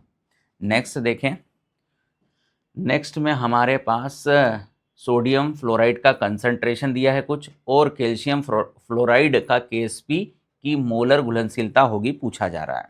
तो यहाँ एक अल्प विलेय लवण के साथ एक स्ट्रॉन्ग इलेक्ट्रोलाइट जो कि सम आयन वाला है, उसके साथ उसकी सॉल्युबिलिटी पूछी जा रही है। तो ये जो है हमारे लिए एक महत्वपूर्ण क्वेश्चन होता है, आयनिक इक्विलिब्रियम में इस तरह के क्वेश्चन पूछे जाते हैं। देखें यहाँ पर कैल्शियम फ्लोराइड को सबसे पहले आप आयन में डिसोसिएट करोगे तो यहाँ कैल्शियम 2+ और 2F- बन जाएगा। ठीक बेटा, इसका सॉल्युबिलिटी S है तो यहाँ पर ये S बनेगा और यहाँ कितना बनेगा 2S। ठीक सर, अब यहाँ पर अगर हम बात करें किसकी बेटा, सोडियम फ्लोराइड एक स्ट्रॉन्ग इलेक्ट्रोलाइट है, ये पूरा कंप्लीटली डिसोसिएट होगा। तो ये डिसोसिएट होगा, 2 आयन बनाएगा Na+ और सर क्या बनाएगा F-। यहाँ पर दोनों का कंसंट्रेशन क्या 0.1 मोलर 0.1 मोलर। अब हम देख पा रहे हैं क्या हमारा फ्लोराइड दोनों में है, तो फ्लोराइड के साथ क्या समायन इफेक्ट होगा और इस क्या NF के इस फ्लोराइड आयन का कंसंट्रेशन यहाँ पर क्या इस 2S के साथ जुड़ेगा। अब हम यहाँ पर इस फ्लोराइड आयन का अल्प विलेय लवण से जो आयन आता है इसका कंसंट्रेशन बहुत कम होता है उस स्ट्रॉन्ग के फ्लोराइड माइनस आयन कंसंट्रेशन से, इसलिए हम लोग इस 2S को निगलेक्ट कर सकते हैं इस कंसंट्रेशन की तुलना में। ठीक सर, अब हम इसका KSP की मदद से क्या सॉल्युबिलिटी पता करेंगे। तो यहाँ पर KSP कैसे लिखा जाएगा, तो यहाँ पर Ca+2 का कंसंट्रेशन, यहाँ पर F- का कंसंट्रेशन की पावर कितना 2। ठीक सर, KSP कितना गिवन है देखो 5.3 × 10 की पावर बोलो -11। यहाँ पर हमारे पास इसकी सॉल्युबिलिटी दी गई है S, और यहाँ पर हम लिखने वाले हैं 0.1 की पावर कितना 2। अब हम यहाँ से सॉल्युबिलिटी पता कर लेते हैं। 5.3 × 10 की पावर बोलो -11 डिवाइडेड बाय, इसको मैं पावर बना के लिख रहा हूँ 10 की घात बोलो -2, माइनस का पावर उठकर जाएगा प्लस का, मतलब कटने वाला है। तो 5.3 × 10 की पावर बोलो -9, और सॉल्युबिलिटी का यूनिट क्या होता है बेटा बोलो मोल पर लीटर। तो हमारे पास इसका करेक्ट जो आंसर आ रहा है चेक करेंगे डी। नेक्स्ट हमारे पास जो है फेहलिंग विलियन ए और फेहलिंग विलियन बी के संगठन क्रमशः। ठीक बेटा जी, ये हमारा क्या एल्डिहाइड कीटोन का सेपरेशन करने वाला टेस्ट है। तो अगर हम बात करते हैं फेहलिंग विलियन में फेहलिंग ए की, तो हमारा जो फेहलिंग ए होता है वह होता है एक्वस कॉपर सल्फेट। ठीक, और सर हम फेहलिंग बी की बात करते हैं तो फेहलिंग बी जो होता है वो होता है रोसेल सॉल्ट या रोसेल लवण। अब सर ये रोसेल लवण क्या होता है, तो अगर इसका केमिकल नेम देखें तो ये होता है आपका सोडियम पोटेशियम टारट्रेट। सोडियम पोटेशियम टारट्रेट, ये क्या हमारा इसका केमिकल नेम होता है, सोडियम पोटेशियम टारट्रेट। ठीक है बेटा, देखो इधर। अब इसका चाहे तो स्ट्रक्चर बना देता हूँ। हमने टार्टरिक एसिड तो सुना होगा, देखा भी होगा। ये हमारा क्या एक टार्टरिक एसिड है। ठीक बेटा जी, ये क्या हो गया, टार्टरिक एसिड। अब हम क्या करें, इसका सॉल्ट बना लेते हैं सोडियम पोटेशियम। यहाँ से हमारा क्या चला जाएगा, बोलो H चला जाएगा, यहाँ से H चला जाएगा। तो यहाँ पर हमारा नेगेटिव के साथ Na+ आ जाए और यहाँ पर नेगेटिव के साथ क्या आ जाए, पोटेशियम प्लस। ये बन गया आपका सोडियम पोटेशियम टार्टरेट। इन दोनों के कॉम्बिनेशन से बनेगा फेहलिंग विलयन, जो कि हमारा एल्डिहाइड टेस्ट देता है, कीटोन नहीं देता। तो इन चारों ऑप्शन में आप देखो तो आपका डी ऑप्शन क्या यही दिखा रहा है, कॉपर सल्फेट क्षारीय सोडियम पोटेशियम टार्टरेट का जली विलयन। ठीक भाई, नेक्स्ट हमारे पास है डेनियल सेल के लिए मानक इलेक्ट्रोड क्षमता दी गई है। अभिक्रिया के लिए मानक गिब्स ऊर्जा की गणना करना है। मतलब मुझे यहाँ डेल्टा G0 पता करना है और मेरे पास इसका फॉर्मूला होता है N फेराडे संख्या और स्टैंडर्ड हमारा सेल विभव।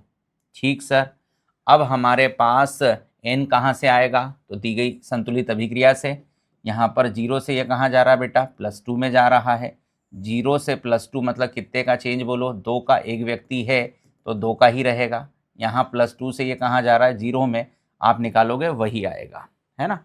तो यहाँ n का वैल्यू कितना आ गया सर, n का वैल्यू यहाँ पर आ गया है हमारे पास 2। बस पुट कर दो फटाफट। तो यहाँ डेल्टा G0 -296, हम यहाँ पर 496,487 इंटू E0 सेल का वैल्यू है 1.1 वोल्ट। कैलकुलेशन करेंगे तो हमारे पास इसका आंसर आएगा 212.27 किलो जूल पर मोल इनवर्स। हम जो आंसर निकाल रहे हैं वो जूल में आएगा। किस में आएगा, जूल में। बट हमें ऑप्शन में किस में दिया है, किलो जूल में। तो हम यहाँ पर इस जूल को किस में कन्वर्ट कर लेंगे बेटा, 1000 से भाग देकर किलो जूल में, ताकि हमें वो आंसर दिखे जो हमारे ऑप्शन में दिया गया है। तो इसका करेक्ट आंसर क्या हो जाएगा हमारे लिए, बी। नेक्स्ट, अब नेक्स्ट क्या कहता है जरा देखें। कुछ स्टेटमेंट दी गई है जिनमें हमें सही स्टेटमेंट को चुनना है। तो संकरित कक्षकों की संख्या संकरित होने वाले परमाणु कक्षकों की संख्या के बराबर होता है। बिल्कुल करेक्ट स्टेटमेंट है। जितने कक्षक भाग लेंगे संकरण में उतने ही नए संकरित कक्षक बनेंगे। ठीक सर। दूसरा है संकरित कक्षक हमेशा ऊर्जा आकार में समतुल्य होते हैं। बिल्कुल, जब संकरित कक्षक हो जाएगा तो वहाँ ऊर्जा आकृति क्या हो जाएगी सर, एक समान, है ना। जैसे मान लो हमने एक एस कक्षक उठाया और हमने एक क्या उठाया बोलो, पी कक्षक, जो लगभग समान ऊर्जा और भिन्न आकृति वाले थे। जब हम इनको क्या यहाँ इस तरीके से मिलाएंगे तब हमें यहाँ पर देखो जितने मिलाए उतने ही मिले, और मिलने के बाद क्या इनकी ऊर्जा आकृति समान हो गई। ये हमारे संकरित कक्षक हो गए। अगला देखें तो संकरित कक्षकों द्वारा बनाए गए परमाणु कक्षकों द्वारा बनाए गए बंधों की तुलना में कम स्थिर होते हैं। ये स्टेटमेंट क्या हो रहा, गलत। संकरित कक्षक जैसे सपोज मान लो हमारे पास यहाँ sp और यहाँ पर शुद्ध कक्षक है, परमाणु कक्षक है p। अगर हम संकरित कक्षक से बॉन्ड बनाएंगे तो क्या वो एक सिग्मा बॉन्ड होगा, पर शुद्ध कक्षक परमाणु कक्षक से बनाएंगे तो क्या वो एक पाई बॉन्ड होगा। तो हम लोग देख सकते हैं कि सिग्मा पाई में कौन स्ट्रांग है, तो बोलो सिग्मा। मतलब ये स्टेटमेंट गलत है। आगे देखें, संकरित कक्षकों द्वारा बनाया गया बंध परमाणु कक्षकों द्वारा बनाए गए बंध की तुलना में अधिक स्थिर होता है। बिल्कुल सही बात है, क्योंकि हमारे संकरित कक्षकों का ओवरलैपिंग अच्छा और अधिक होता है। तो यहाँ पर पहला, दूसरा और चौथा हमारा सही है। पहला, दूसरा, चौथा मतलब C option is correct. Next, अगला हमारे पास क्या है, निम्न में से कौन सा ब्रोस्टेंट अम्ल और ब्रोस्टेंट क्षार दोनों के रूप में कार्य करता है।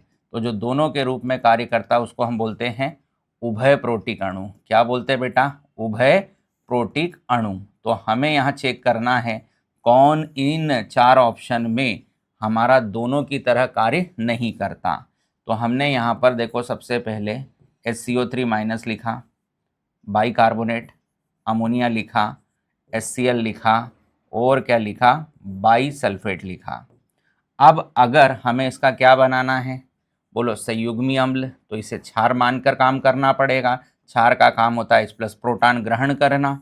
यहाँ पर अगर मैं H+ प्रोटॉन जोड़ूं तो ये हो जाएगा H2CO3। बिल्कुल सही बात है सर। यहाँ पर अगर मैं H+ प्रोटॉन जोड़ूं, क्योंकि ये क्षार है तभी इसका संयुग्मी अम्ल हम देख पा रहे हैं, तो ये बन जाएगा NH4+। यहाँ पर देखो हम इसके साथ H+ जोड़ेंगे तो ये क्या बन जाएगा? H2Cl+, जो कि इम्पॉसिबल है, ये अनस्टेबल है, मतलब HCl का कोई संयुग्मी अम्ल नहीं बनेगा, ये क्षार की तरह बिहेव नहीं करेगा। H+ जोड़ेंगे तो ये क्या बन जाएगा? H2SO4। ठीक सर। अब सर मुझे इसका क्या बनाना है? तो हम बोले कि इसका संयुग्मी क्षार बनाना है। संयुग्मी क्षार बनाने के लिए क्या मुझे इसे एसिड की तरह लेना पड़ेगा? हमने इसका संयुग्मी अम्ल बनाने के लिए बेस लिया था। अब इसके लिए क्या ये अपना H+ कम करेगा? क्योंकि एसिड का काम है H+ विलायक में देना। तो यहाँ क्या हो जाएगा? CO3 2-। यहाँ पर अगर एक H+ कम करेंगे तो यहाँ हो जाएगा NH2-। यहाँ पर अगर एक H+ कम करेंगे तो ये हो जाएगा Cl-। यहाँ पर एक H+ कम करेंगे तो ये हो जाएगा SO4-2। मतलब हमारे पास बाइकार्बोनेट अमोनिया और हाइड्रोजन जो सल्फेट आयन है, ये तीनों ही क्या उभय प्रोटिक है? ये ब्रोस्टेंट अम्ल क्षार दोनों का काम कर सकते हैं, बट HCl केवल क्या यहाँ एसिड का काम करेगा, बेस का नहीं। मतलब इसका करेक्ट आंसर हो जाएगा सी। नेक्स्ट में हमारे पास हाइड्रोजन स्पेक्ट्रम में बामर श्रेणी की उच्चतम तरंग दैर्घ्य। ठीक सर। बामर मतलब क्या हो गया इसका? N1 बोलो 2। उच्चतम कब मिलेगी? जब हम उसकी अगली ऊर्जा स्तर से क्या लौट रहे हो। किसी भी श्रेणी के लिए उच्चतम कब आता है? जब उस श्रेणी का जो भी N1 मान है उससे अगली कक्षा से इलेक्ट्रॉन आए। और निम्नतम कब आएगा सर? जब वो अनंत से क्या उस श्रेणी की उस कक्षा के लिए लौट रहा हो। ठीक सर। अब हमारे पास इसका फॉर्मूला क्या है? तो देखो भाई, हमने लिखा है 1/λ R Z² 1/N1 का स्क्वायर -1 YN2 का स्क्वायर, ये फॉर्मूला है। पर इसको कैलकुलेट करोगे तो क्या 1/λ आएगा। तो हमने क्या इसका एक और फॉर्मूला बनाया था जिसमें हम सीधा लेमडा की वैल्यू निकालेंगे। तो lambda equal to 1/R Z², यहाँ पर N1 का स्क्वायर, N2 का स्क्वायर, N2 का स्क्वायर माइनस N1 का स्क्वायर, ये सीधा आपको क्या लेमडा देगा। अब यहाँ पर एक और बात मैंने बताई थी कि जब हमें इस तरंगदैर्घ्य का मान एंगस्ट्रॉन्ग में निकालना है तो 1/R का वैल्यू क्या 912 एंगस्ट्रॉन्ग लेना है, और अगर नैनोमीटर में निकालना है तो कितना लेना है? 91.2 नैनोमीटर। ऑप्शन चेक करो किस में निकालना है। बोलो सर इसको नैनोमीटर में निकालना है, तो ये वाला वैल्यू पुट करो, सीधा आंसर आ जाएगा।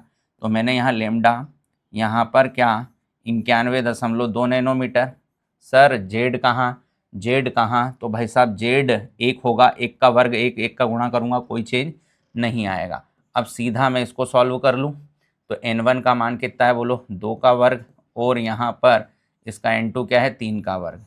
3 का वर्ग कर दूँ माइनस बोलो 2 का वर्ग। अब इसको आगे कैलकुलेट करो, तो आगे कैलकुलेट करते हैं। लेमडा बराबर 91.2 नैनोमीटर। यहाँ 4 गुणा कितना हो रहा? 9। 4 गुणा 9 बोलो 36 बटे बोलो यहाँ पर 9 - 4 बोलो 5। जब इसको आप आगे सॉल्व करोगे तो यहाँ हमारा 660 नैनोमीटर क्या इस उच्चतम तरंगदैर्घ्य के रूप में हमें मान मिलेगा। ठीक है, तो हमारा करेक्ट जो आंसर है इसका क्या हो जाएगा? 660 नैनोमीटर। नेक्स्ट पर आते हैं। नेक्स्ट एक रिएक्शन है जिसका हमें एस जो अंतिम उत्पाद है वो जानना है। देखें भाई, तो हमारे पास मीथेनॉल की रिएक्शन किससे कराई? PCl5 से। हम सबको याद है कि इसको 3 पार्ट में डिवाइड करना है, यहाँ से यहाँ पर Cl, यहाँ पर PCl3 और यहाँ पर Cl। तो क्या क्या बनने वाला है सर, यहाँ पर मेथिल क्लोराइड बनने वाला है, फास्फोराइल क्लोराइड बनने वाला है और बोलो क्या HCl बनने वाला है। ठीक सर, अगली स्टेप में क्या करेंगे, अगली स्टेप में हम इस मेथिल क्लोराइड की रिएक्शन क्या मैग्नीशियम से कराएंगे, तो हमारा ग्रिग्नार्ड फॉर्म होगा। ये ड्राई ईथर की प्रेजेंस में होता है, तो यहाँ पर मेथिल मैग्नीशियम क्या बन गया सर, क्लोराइड। अब मेथिल मैग्नीशियम क्लोराइड की रिएक्शन हम लोग किसके साथ कराने निकले हैं, फॉर्मेल्डिहाइड के साथ, फॉर्मेल्डिहाइड के साथ। तो यहाँ पर क्या हमारा न्यूक्लियोफिलिक एडिशन रिएक्शन होगा, ये माइनस ये प्लस, ये इस पर अटैक करेगा, ये बॉन्ड क्या इस तरीके से टूटेगा। तो यहाँ पर क्या हो जाएगा जरा देखो, HCCH3 H हो जाएगा, यहाँ पर O के साथ क्या चला जाएगा बोलो, MgCl। नेक्स्ट स्टेप में इसका क्या कराओ, हाइड्रोलिसिस कराओ, यहाँ से बॉन्ड ब्रेक होगा, यहाँ पर H, यहाँ पर बोलो OH। तो आपका फाइनली क्या बन जाएगा बोलो, इथेनॉल बन जाएगा। इथेनॉल के साथ क्या बनेगा सर, Mg बनेगा, Cl बनेगा, साथ में OH होगा। क्या ये इथेनॉल हमारा इसका S होगा, देखो तो क्या डी में इसका करेक्ट ऑप्शन है। नेक्स्ट क्या है सर, हमारे पास सबसे पहले यहाँ बेंजीन पर किसकी रिएक्शन कराई जा रही है, fuming of H2SO4, electrophilic substitution reaction होगा। हमारा यहाँ बन जाएगा benzene sulphonic acid, benzene sulphonic acid. अब इसका रिएक्शन हम किससे करा रहे हैं, NaOH से करा रहे हैं। यहाँ पर हमारा न्यूक्लियोफिलिक सब्स्टिट्यूशन रिएक्शन होगा और रिएक्शन के बाद हमारे पास क्या यहाँ एसिडिफिकेशन होगा और हमारा यहाँ पर इसका सब्स्टिट्यूशन और देन क्या होगा एसिडिफिकेशन। तो हमारा रिएक्शन पर क्या बनेगा सर, फिनॉल बनेगा। क्या बनेगा, फिनॉल। सबसे पहले बेंजीन पर सल्फोनीकरण कर क्या बेंजीन सल्फोनिक अम्ल बनाया और बेंजीन सल्फोनिक अम्ल पर बेस प्लस एसिडिक मीडियम की रिएक्शन से क्या फिनॉल फॉर्म किया। ठीक, अब फिनॉल का कंसंट्रेटेड नाइट्रिक एसिड जो कि क्या high concentration of NO2 plus electrophile देता है, यहाँ पर दो हमारा जो है अर्थो, तेरा अर्थो पर क्या ये इलेक्ट्रोफाइल का सब्स्टिट्यूशन मिलेगा। तो यहाँ पर फाइनली हमारा 2,4,6 ट्राई नाइट्रो क्या बन जाएगा बोलो, फिनॉल, जिसका हमारे पास फेमस नाम है पिक्रिक अम्ल। फेमस नाम क्या है बेटा, पिक्रिक अम्ल। तो इस रिएक्शन का फाइनली जो प्रोडक्ट है वो एक एसिड बनेगा जिसका नाम है पिक्रिक अम्ल। नेक्स्ट आते हैं, नेक्स्ट हमारे पास क्या एक मेज द कॉलम है जिसमें कुछ हमारे पास कॉम्बिनेशन दिए गए जिनकी प्रकृति का सही मैच करना है। ठीक बेटा, तो बफर विलियन, बफर विलियन क्या होता है सर, तो इसमें कोई भी वीक एसिड या क्या हो वीक बेस जिसका हमें उसका किसी भी स्ट्रॉन्ग पार्ट के साथ क्या हो सॉल्ट, ये कॉम्बिनेशन से क्या बफर आता है। या फिर सर क्या हो वीक एसिड हो वीक बेस हो, इसका सॉल्ट भी क्या हमारा बफर होता है। ठीक सर, तो यहाँ पर हम लोग देखें तो यहाँ पर सॉल्ट प्लस वाटर है, यहाँ पर भी सॉल्ट प्लस क्या है वाटर है, यहाँ पर भी सॉल्ट प्लस वाटर है, मतलब ये तीनों तो बफर नहीं हो सकते। यहाँ पर एक वीक एसिड दिख रहा है और इस वीक एसिड का स्ट्रॉन्ग बेस के साथ क्या सॉल्ट दिख रहा है, मतलब हमारे पास बफर के लिए फोर्थ आ गया। अब हमको क्षारीय अम्लीय उदासीन, तो देखिए भाई हम किसी सॉल्ट को वाटर में डालने पर कब किस प्रकृति का कहते हैं उसको समझना। अगर हमारा वीक एसिड और स्ट्रॉन्ग बेस का सॉल्ट है, वीक एसिड और स्ट्रॉन्ग बेस का सॉल्ट है, डेफिनेटली स्ट्रॉन्ग बेस अपना बिहेवियर शो करेगा। तो ये प्रकृति क्या बनाएगा जल में जाके बोलो, क्षारी, और उसका पीएच जो होगा ग्रेटर देन 7। पर अगर हमारा स्ट्रॉन्ग एसिड वीक बेस का क्या हुआ बेटा सॉल्ट हुआ, तो मामला हमारा क्या अम्लीय हो जाएगा, क्योंकि अब हमारे पास एसिड स्ट्रॉन्ग है जिसका पीएच लेस देन क्या हो जाएगा 7। फिर अगर हमारा स्ट्रॉन्ग एसिड स्ट्रॉन्ग बेस हुआ तो दोनों की क्या स्ट्रेंथ सेम है, ऐसे सॉल्ट का पीएच 7 होता है और प्रकृति क्या होती है सर, उदासीन होती है। अब आप इस कंसेप्ट से इस मेज द कॉलम को चेक कर ले। तो यहाँ पर देखो क्षारी, क्षारी के लिए क्या चाहिए बेटा, स्ट्रॉन्ग बेस वीक एसिड जो कि थर्ड में, अम्लीय, अम्लीय के लिए क्या चाहिए, वीक बेस स्ट्रॉन्ग एसिड जो कि फर्स्ट में है, और उदासीन के लिए क्या सर, दोनों स्ट्रॉन्ग चाहिए जो कि सेकंड में है। तो हमारे पास ए का फोर्थ, मतलब ये बी और सी में से कोई एक है, बी का देखें तो थर्ड, और सी का फर्स्ट, और डी का सेकंड, मतलब सी करेक्ट है। ठीक, नेक्स्ट, निम्न ग्राफ खींचा गया है, हमको कौन सी कोटि अभिक्रिया के लिए ग्राफ है वो देखना है। ठीक, तो हमारे पास एक टी हाफ का रिलेशन होता है, व्युत्क्रमानुपाती हमारे पास जो भी क्रियाकारक है उसकी प्रारंभिक सांद्रता की पावर n-1। ठीक, अगर हम n की वैल्यू 0 लेंगे तो समानुपाती आएगा, n की वैल्यू 1 लेंगे मतलब फर्स्ट ऑर्डर लेंगे तो कांस्टेंट आएगा, और n का वैल्यू 2 लेंगे तो क्या हमारा एक सेकेंड ऑर्डर रिएक्शन के लिए व्युत्क्रमानुपाती आएगा, ढलान वाला ग्राफ आएगा।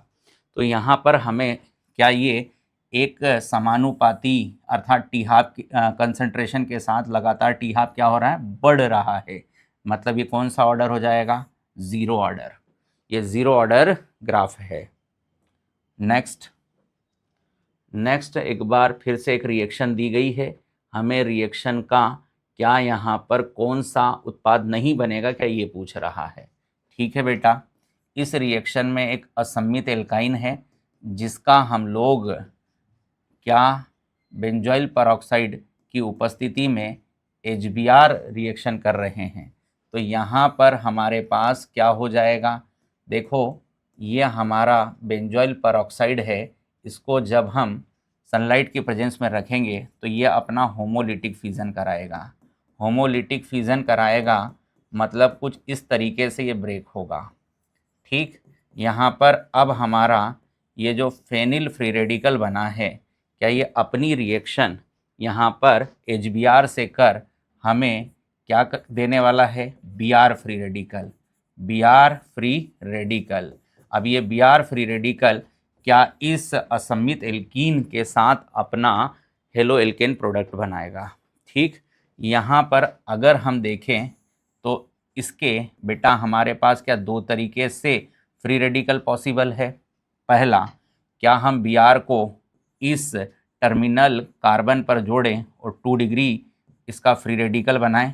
ठीक है सर, एक इसका पॉसिबल है कि इसको हम इस 2 डिग्री कार्बन पर जोड़ें और 1 डिग्री फ्री रेडिकल बनाएं। तो ज़्यादा स्टेबल कौन सा, ये वाला, यहीं से इसका मेजर प्रोडक्ट होगा। आगे नेक्स्ट इसकी रिएक्शन जब आप कराओगे तो यहाँ आपके पास क्या इस तरीके से इसका हेलो एल्केन प्रोडक्ट बनेगा, ये 1 ब्रोमोप्रोपेन जो मेजर प्रोडक्ट होता है इस रिएक्शन का। और यहाँ पर HBr से जब रिएक्शन कराओगे तो यहाँ पर आपका क्या हो जाएगा, BrCH3 मतलब 2 ब्रोमोप्रोपेन, ये मेजर है, ये भी हमारा रिएक्शन में प्रोडक्ट हो रहा है, ये भी हो रहा है और बेंजीन भी हो रहा है, मतलब ये तीनों इस रिएक्शन के लिए बनते हैं। अब इस रिएक्शन में कौन सा नहीं बनता है, तो इस रिएक्शन में जो नहीं बनता है वो क्या हमारा डी वाला है, क्योंकि यहाँ पर हमारा कार्बन कार्बन बंध का वियोजन नहीं होता है, इसलिए इस तरीके का हेलो एल्केन यहाँ नहीं बनेगा। ठीक, तो हमारा आंसर क्या हो गया, डी। नेक्स्ट है ओजोन अणु में अनुनाद पाया जाता है, किस संरचना की ऊर्जा सबसे कम होगी। तो यहाँ देखें तो ये ओजोन के दोनों ही क्या हैं, रिजोनेटिंग स्ट्रक्चर है। ठीक, और ये क्या है, ये हमारा रिजोनेटिंग हाइब्रिड है या कहें कि अनुनादी संकर है, जो कि इन सभी स्ट्रक्चर से एनर्जी में क्या होता है, कम। किसी भी अनुनादी संरचना के अंदर जब उसका संकर बनेगा तो वहाँ पर रिजोनेटिंग एनर्जी का मान क्या होगा, कम। तो अगर हम इन तीनों स्ट्रक्चर में सबसे कम एनर्जी किसी के अंदर कहें तो वो क्या है, उसका अनुनादी संकर, जो कि क्या हो जाएगा बेटा, थर्ड। नेक्स्ट में हमसे पूछा जा रहा है कोल्वे विद्युत अपघटन विधि में एनोड और कैथोड का प्रोडक्ट क्या बनता है। तो आइए समझते हैं। यहाँ पर हमारे पास क्या होता है बेटा, कार्बोक्सिलिक अम्ल का सोडियम सॉल्ट होता है। ठीक है सर, इसका हम क्या करते हैं, बोलो, जली विद्युत अपघटन करते हैं। जली विद्युत अपघटन करते हैं, 2 आयन फॉर्म होते हैं सर, एक कार्बोक्सिलेट आयन बनेगा और एक बनता है सर हमारे पास सोडियम प्लस आयन। हम ये भी जानते हैं यहाँ पर हमारे पास क्या होने वाला है कि नेगेटिव किस इलेक्ट्रोड पर जाएगा, तो हम कहेंगे सर ये एनोड पर जाएगा। एनोड कैसा होता है, बोलो पॉजिटिव होता है, वहाँ पर क्या होगा, ऑक्सीडेशन होगा। तो यहाँ पर हमारा ये जो कार्बोक्सिलेट आयन है, एक तो प्रोडक्ट एल्केन बनाएगा, एक कार्बन डाइऑक्साइड बनाएगा, और क्या बनाएगा सर, यहाँ पर 2 इलेक्ट्रॉन रिलीज करेगा, क्योंकि यहाँ क्या हो रहा है, ऑक्सीडेशन। अब ये 2 इलेक्ट्रॉन को कहाँ गेन किया जाएगा, तो बोलो सोडियम प्लस कहाँ जाएगा सर, कैथोड पर जाएगा।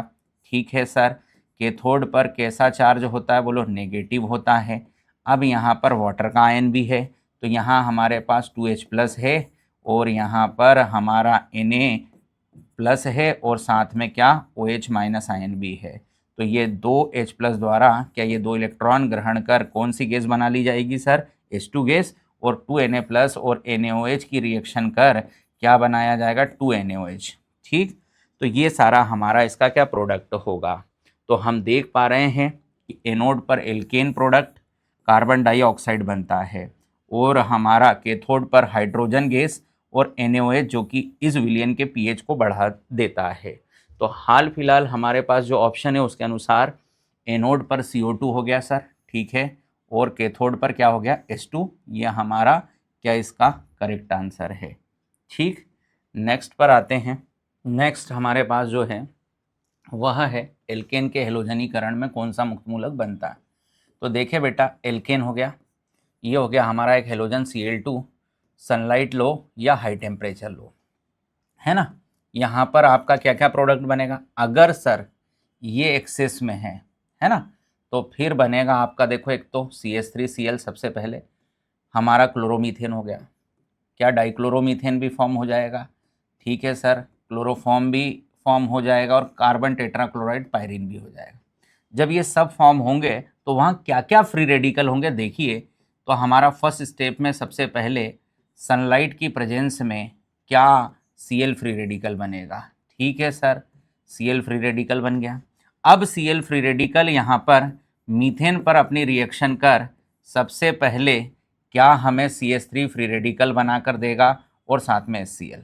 अब इस तरीके से रिएक्शन आगे क्या कंटिन्यूअस होती रहेगी।